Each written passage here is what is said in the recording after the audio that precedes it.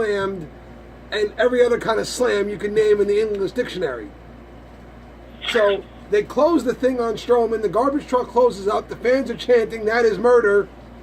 And we go back to the ring where the Shield continues to take a beating. And then you cue up Kurt Angle's music.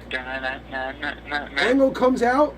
He gets an angle slam for Sheamus. Then he does an amazing angle slam to Cesaro through the table, which made him look really badass. He looked like a legit badass in that moment. That looked great. Hits the ring. They start kicking the hell out of everybody. The Shield and Ambrose and Rollins do a double spear to, I believe it was Kane, right? Mm-hmm. Through the barricade. And the Miz sneaks up on Angle, hits him with a skull-crushing finale, and all three of us collectively were like, do not let it end like this. But luckily, I mean, at the very last, I mean, dude, that hand was like, it was there. Kurt kicks out, and the Shield, along with Kurt Angle, surround the Miz. And it made for one of the coolest endings I've seen in a long time. Each one of them hits their own collective finisher. You got the high knee from Rollins, dirty deeds from Ambrose. You got an angle slam from Angle. Then you got a triple power bomb where Kurt even did the thing. Triple power bomb. Kurt with the pin for the win. Again, considering all things and that Kurt hadn't been in a ring in a while, they really pulled this one out of their ass. Yeah. Yeah, but one thing I have to say is, I get that you're not supposed to talk about TNA, but don't treat it like Angle's been out of the ring for 11 solid years. It's been basically saying when Jeff and Matt Hardy left WWE, all those years, they were not doing anything. Correction, Brandon. They kept saying WWE ring. They said it out of a WWE ring for 11 years. They did keep saying that. They did keep emphasizing a WWE ring. I just kept on hearing wrestling ring.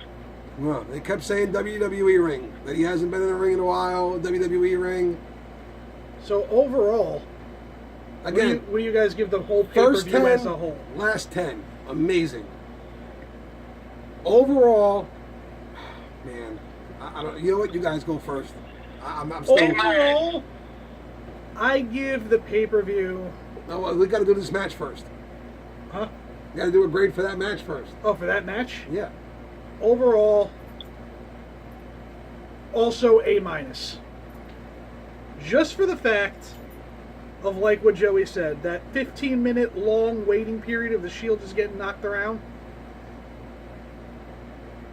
That build was long, and way too long and way too anticipated. Yeah, but an A-? Yeah. On that note, by the way, credit Ambrose and Rollins. They took a lot of bumps in this fucking match. Yeah. They did. Like the jump off the garbage truck, the dives off the ladders through both announcement tables. Put through tables It and looked shit. like Rollins actually got hurt. Yeah, because he was clutching his knee. But with my rating for that match, I give it like I'll give it like a solid C. Just because that in between squash was just too much. Like, I feel like if there were some fans there that just got tired of it, they could have gone to the bathroom and come back and asked, "What I missed? You didn't miss nothing." It's pretty much been the same thing. Brandon? I feel like you can mention A-.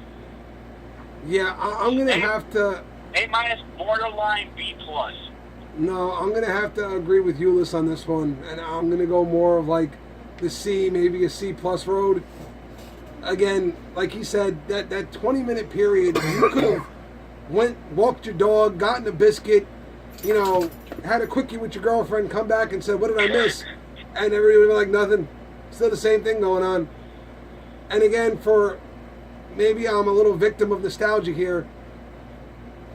Going into this for a Shield reunion kind of thing, I just feel like it didn't really live up to things. Even with Kurt in the ring, it didn't really live up to things. Because it was looking forward to the Shield. Like, with Roman in it, like, at least Roman can at least powerhouse I'm one sorry, of those to big me, guys. the best spot of the match, one of the best spots of the match, had none of the Shield involved in it. It was Kane and Strowman.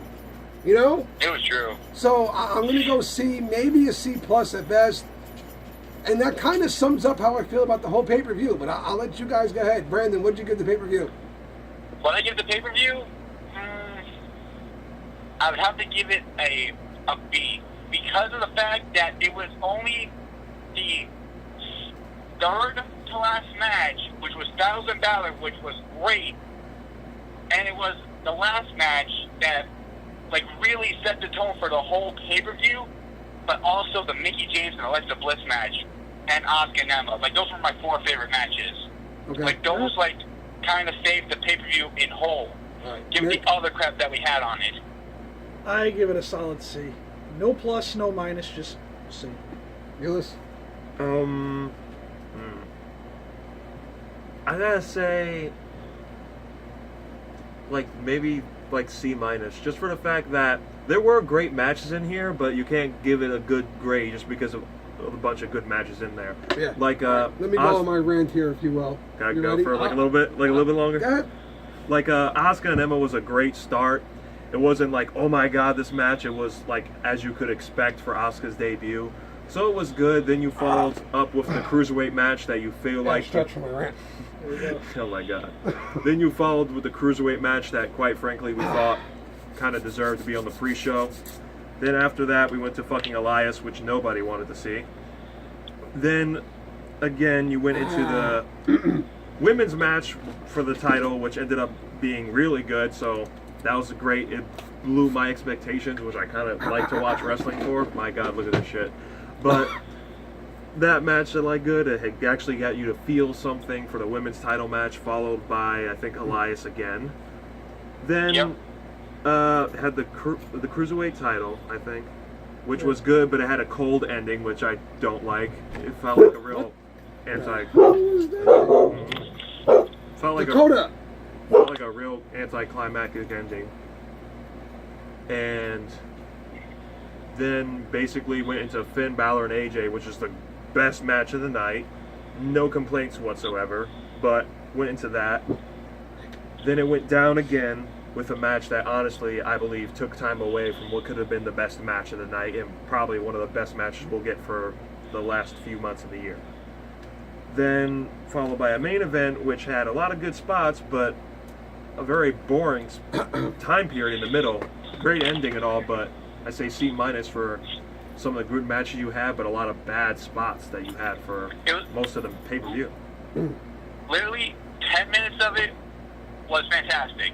Okay. 18 minutes, boring. 2 minutes, great. That's basically how the main event was. And here goes Joey's rant. Ladies and Okay. gentlemen, RIP to the rest of TLC reactions. Okay. So, I'm going to give you a D+. Congratulations, WWE, for being the biggest group of fuck-ups ever collected in one single space. How the fuck... I'm sorry. How do you want me to grade this properly and give it a positive grade when you put on a TLC pay-per-view where we didn't see a fucking table broken until the last match of the fucking night? We didn't see a chair or a ladder. I mean, what the fuck? Seriously, this may have well have been, any other pay-per-view of the year with one TLC match at the end of it. That's how it's been the last Okay. 2 years. No, it has not. Every other year in the world, there's been every other gimmick match you can think of in a TLC pay-per-view. You've had a ladder match, you've had a chair match, you had a table match, and then you had all three combined into one for the main event. And one year you had a stairs match. This year, We don't talk about that. This year, we had none of the fucking above. It's like we all fucking forgot that they even fucking existed. The crowd all night long was chanting, "We want tables," because this is the one pay-per-view of the year where you should expect to see them in just about every match of the goddamn night. When was Okay? the last time there was a really Then- good TLC match where we got, or Then- pay-per-view for that matter, where we got all of them? Then you go ahead and take a shit match and Elias versus Jason Jordan and just, throw it in there for the fuck of it, because we got nothing else better to do with our fucking lives, right? You go ahead and you just what the fuck is wrong with you fucking morons? How the fuck did you get your job at Creative? Seriously, how many times did you have to blow Vince to sit at the desk all day long? I'm just curious. Thank you for taking one of my favorite pay-per-views of the year and making it a moment in my life now where I can't get those last 3 hours back. That's it. They'll never come back to me, and it's all your fucking fault. So here's warning from me to you. If I ever catch one of you fucking morons on the street, I'm beating the hell out of you with every object that was supposed to be in every one of these goddamn matches.